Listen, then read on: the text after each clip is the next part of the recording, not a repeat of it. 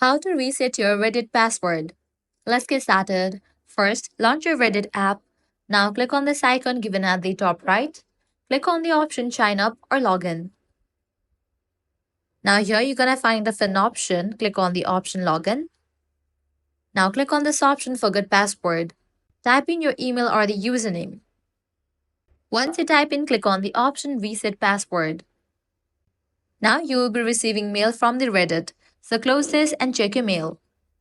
So you can see that Reddit has sent me the mail. You'll also receive similar kind of mail. Launch it, click on reset password.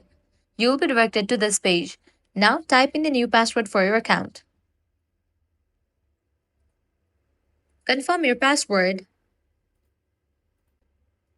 Once you type in, click on reset password. Just with that, your Reddit account's password will be updated. So this way you can easily reset your Reddit password. If this guide helped you out, don't forget to like, share, and subscribe.